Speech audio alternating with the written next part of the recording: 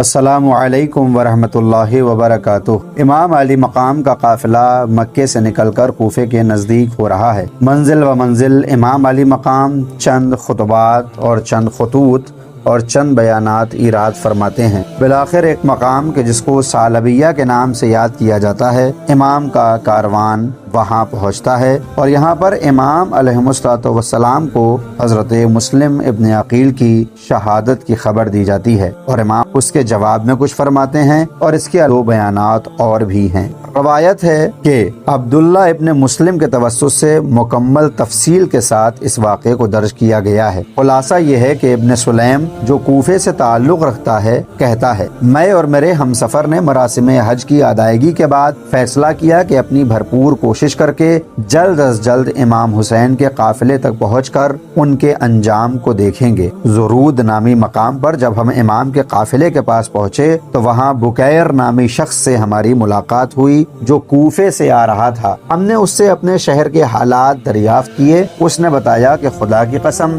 جس وقت میں شہر سے نکلا ہوں اس سے پہلے مسلم ابن عقیل اور ہانی ابن عروہ قتل کیے جا چکے تھے اور میں نے خود اپنی آنکھوں سے دیکھا ہے کہ ان دونوں شہداء کے بدن کوفے کے بازار میں زمین پر گھسیٹے جا رہے تھے۔ عبداللہ کہتا ہے، یہ خبر حاصل کرنے کے بعد ہم حسین ابن علی کے قافلے سے جا ملے، یہاں تک کہ غروب آفتاب کے وقت ثعلبیہ کے مقام پر پہنچے اور اس جگہ قریب جا کر امام حسین سے ملاقات کی اور انہیں مسلم اور ہانی کی شہادت سے مطلع کیا۔ ابن سلیم کہتا ہے کہ امام نے یہ خبر سننے کے بعد کلمہ استرجاع انا للہ و انا الیہ راجعون پڑھا، پھر ان کے رخسار مبارک پر آنسو جاری ہو گئے۔ امام کے ساتھی اور بنی ہاشم کے افراد بھی رونے لگے اور خواتین کے رونے کی آوازیں بھی سنائی دی۔ لوگوں کے خاموش ہو جانے کے بعد عبداللہ اور اس کے ساتھی نے امام سے عرض کیا، اے فرزند رسول، مسلم اور ہانی کی شہادت سے ظاہر ہوتا ہے کہ اب کوفے میں آپ کے حامی اور طرفدار نہیں ہیں، لہٰذا بہتر ہے کہ آپ یہیں سے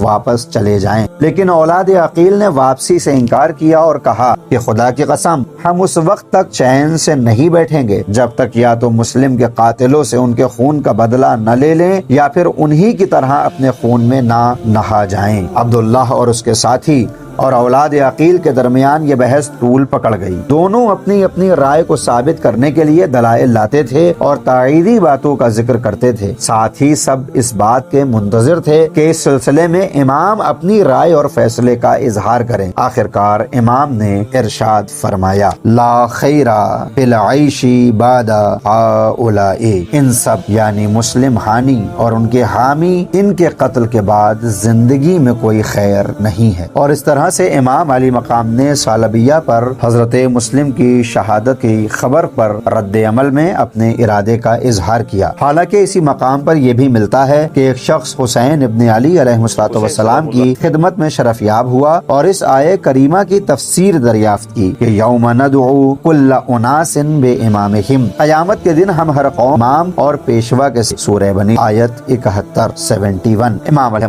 السلام نے اس کے جواب میں فرمایا، امام دعا الی خدا، ایک امام اور پیشوا وہ ہوتا ہے جو لوگوں کو راہ راست اور کامیابی اور سعادت کی طرف دعوت دیتا ہے۔ کچھ لوگ اس کی دعوت پر لبیک کہتے ہیں اور اس کی پیروی کرتے ہیں، جبکہ ایک اور امام اور پیشوا وہ ہے جو لوگوں کو گمراہی اور بدبختی کی طرف بلاتا ہے اور لوگوں کا ایک گروہ اس کی دعوت کو قبول کرتا ہے۔ ان میں سے پہلا گروہ جنت میں اور دوسرا گروہ دوزخ میں جائے گا۔ پھر امام علیہ السلام نے فرمایا کہ یہی اس آیہ کریمہ کی تفسیر ہے جس میں پروردگار نے فرمایا ہے، فریق من الجنت و فریق فی السعیر، کچھ لوگ جنت میں اور کچھ لوگ دوزخ میں ہوں گے۔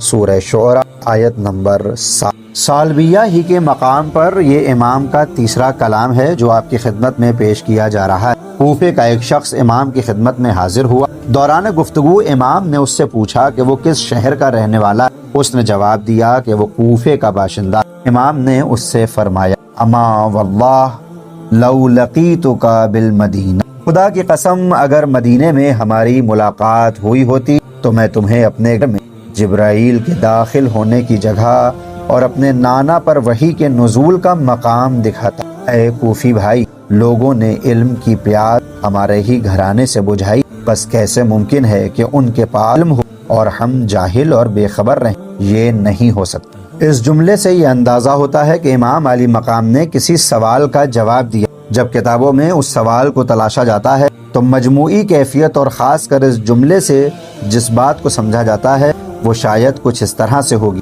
کہ امام یہ کہنا چاہتے ہیں کہ کیسے ممکن ہے کہ دوسروں کے پاس تو علم ہو اور ہم جاہل اور بے خبر رہیں۔